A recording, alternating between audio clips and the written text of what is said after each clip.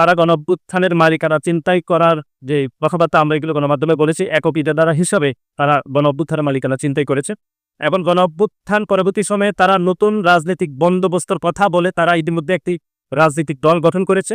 আমাদের দলের পক্ষ থেকে সে সিদ্ধান্তকে স্বাগত জানানো হয়েছে এবং বাংলাদেশ জাতীয়তাবাদী ছাত্র দলের পক্ষ থেকে আমরা স্বাগত জানিয়েছি। কিন্তু আমরা যেটি উদ্বেগের সহিত লক্ষ্য করলাম সেটি হচ্ছে নতুন রাজনৈতিক দল যে গঠিত হয়েছে নতুন রাজনৈতিক বন্দোবস্ত হিসাবে, সেটিতে আমরা আসলে নতুনত্ব কিছু লিখিনি। বিশেষ করে আমরা নেতৃত্ব নির্বাচনে খুবই সিলেক্টিভ বিষয় দেখেছি। নমিনেটেড ব্যক্তিবর্গ সেখানে নেতৃত্ব নির্বাচিত হয়েছে, কোনো গণতান্ত্রিক প্রক্রিয়ায় নেতৃত্ব নির্বাচন হয়নি। এবং একই সাথে তারা রাষ্ট্র ক্ষমতায় গেলে তাদের ফরেন পলিসি কি হবে, তাদের অর্থনৈতিক বিষয় পরিকল্পনার বিষয়ে কোনো সুনির্দিষ্ট তথ্য আমরা জানতে পারিনি।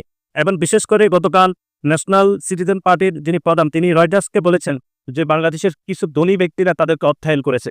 আমরা এখানে ওনার কাছে জানতে চাই তাদেরকে যে অর্থায়ন করেছে ধনী ব্যক্তিরা, তে অর্থায়নের বিপরীতে তারা কি ধরনের কমিটমেন্ট তাদের কাছে নিয়েছিল এসআর বা বাংলাদেশ জাতীয়তাবাদী ছাত্রদল জানতে চাই।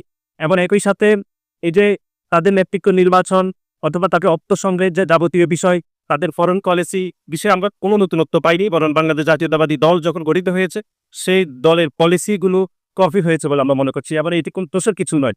সুতরাং সার্বিক বিষয়ে নতুন যে দল গঠিত হয়েছে সেটা নতুন রাজনৈতিক বন্দোবস্ত হয়নি, একই সাথে আমাদের কাছে মনে হচ্ছে এটি আদিম রাজনৈতিক বন্দোবস্ত হয়েছে বলে আমরা মনে করছি।